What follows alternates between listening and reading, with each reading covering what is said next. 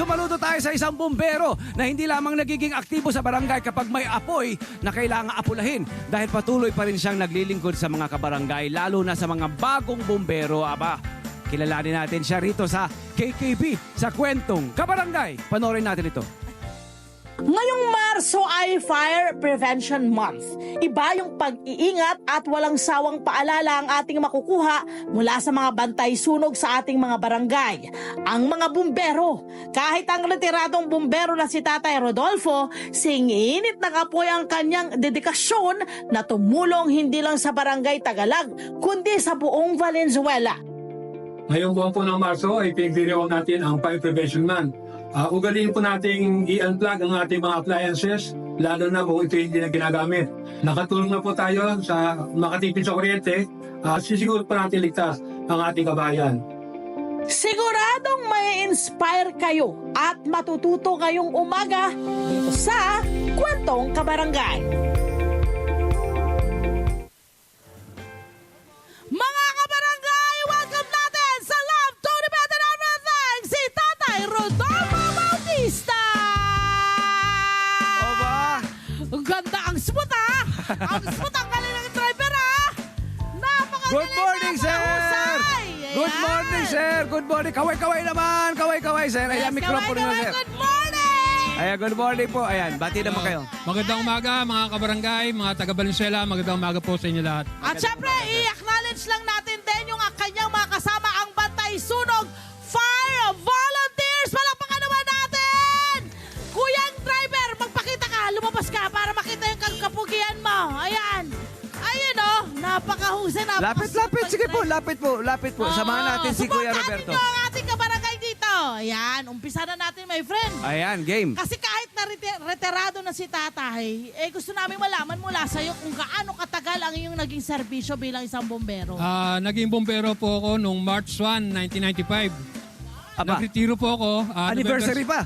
Yes, March sir. 1. Nung 30 March years. Oo. Last Saturday, 30 years. Ay! Maraming salamat sa iyong serbisyo. But my friend, he's not stopping dahil tuloy-tuloy ang iyong pagtulong sa ating mga bombero dito sa Barangay Opo. Tagalan. Ano pong ginagawa niyo pong pagtulong, sir? Tinutulungan sila para maging pamilyar sa kung paano i-operate yung fire truck, yung hose throwing, tsaka kung paano yung simpleng paraan para mapatay ang apoy. Yan. Ang alam ko, my friend, nakasali din siya sa Fire Olympics noong February, tama po ba? February 28 and Yes, March 1. noong February, nakakasali ka na. Ano ho ba ang dapat paghandaan pag sumasali ka sa Fire Olympics? Dapat physically fit, Aha. yung presence of mind para pag yung event nagsimula na, hindi tayo natataranta. Mahirap po ba? Oo. Mahirap na masaya.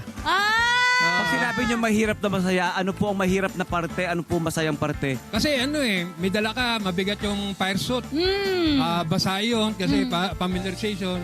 Tapos yun nga yung paglalatag mo ng hose, 5 hose. Ayan nga po. Oo. Tapos para sa sunog, Yes. mahirap ang sa sunog kasi andyan yung usok. Yes, buhay mo, Buhay, at risk. nakasalala. Yes, ma'am. Okay, eto na. Kasi 30 taon, my friend, na serbisyo. Nakita mo siguro yung medyo mga kahinaan na nangyayari sa sistema ng pagiging isang firefighter hanggang sa nagkaroon ba ng improvement? Ano ba yung nakita nyong improvement sa loob ng 30 taon na kayo po ay firefighter? Maganda naman dahil nga yung gobyerno natin, yung national government, full support na ngayon sa BFP. Oh, ano ba yung mga napagbabago nakita nyo? Para lang specifically malaman natin sa mga kagamitan, lalo na yung personal na kagamitan ng ating mga firefighters. Ano yung mga nakita nyo, napansin yung pagbabago? Yes, ma'am. Before, ang PPE namin sa fire truck, minsan 2 lang. Okay. Hindi katulad sa panahon ngayon, sa BFP modernization, 1:1. Good. Oo, yung PPE natin from boots to helmet. I remember yung boots nyo raw ang ginagamit nyo pang baha. Tama Yes, po ma'am. ba? Yes, ma'am. Na hindi naman yung pang fire. Ano ba ang kailangan? Kasi anong klaseng protection ang kailangan ba? Anong klaseng sapatos ang kailangan? Dapat ang boots natin yung Heart Soul. Yun. Tapos karaniwan kasi na may bakal sa gitna. Meron na pa ngayon yan. Yes, ma'am. Yes. Nung mag-retired ako. So, Oo, nung mag-retired ako, meron na sila. yes, palakpakan Dapat naman lang. natin. At least merong pagbabago, my friend. Ano Dapat naman ang gusto lang. natin? Dapat lang kasi hindi ba sila nga mga ano Nagre-risk natin na nga ng nasa buhay. frontline sila hindi ba? Yes. Kaya kailangan kompletong gamit. Ano po? Yes. Ane? Okay, sir. Ito po ano po ba ang inyong mga may papayo ngayong Fire Prevention Month? Ano po mga tips maaari nyo i-share sa ating mga kabarangay? Karaniwan kasi pag namin sa fire drill, sa mga seminar, Oho. pinikatawa ng kami kasi ang karaniwan namin binibigay, huwag paglalaroan yung pospro. Totoo naman. Eh akala nila parang Akala na joke-joke lang Joke-joke yun. lang. Doon kasi nag-uumpisa yun eh, no? Kaya kandila. hindi lang maglalaro. Lighter.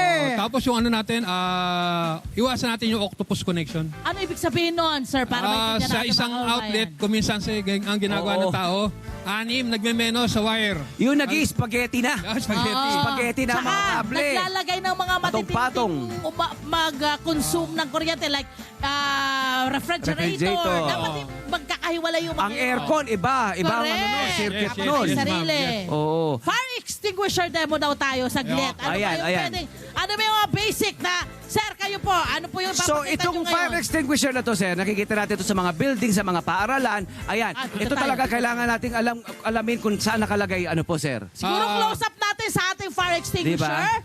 para makuha natin, makita natin. Okay, sir, anong unang dapat nilang matandaan dyan?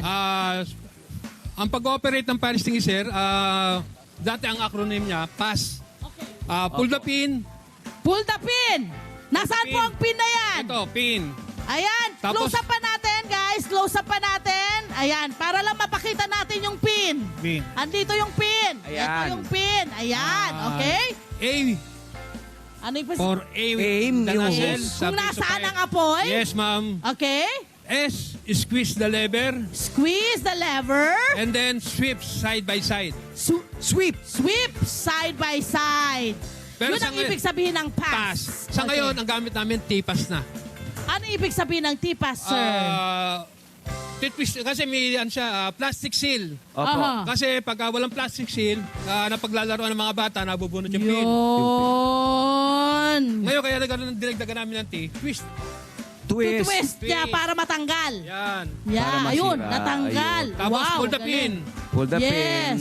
Aim the nozzle. pin. Aim the nozzle. Aim the nozzle. And then Squeeze the lever. Squeeze the lever. Squeeze the lever. And And sweep, sweep. side to side. Side by side. Okay. Yun. Siyempre, sir, ang alam ko, may ano yan, expiration.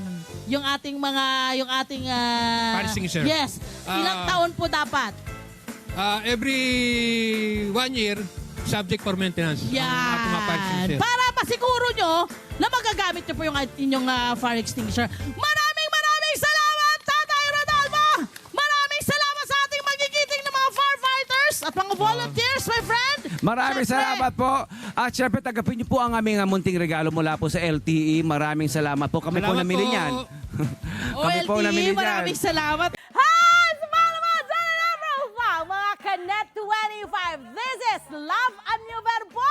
For more love, Tunipet, and Arafang updates, just click the subscribe button and follow us on our Net25 social media pages at Net25 TV and Net25 Entertainment Facebook. See ya. I love ya.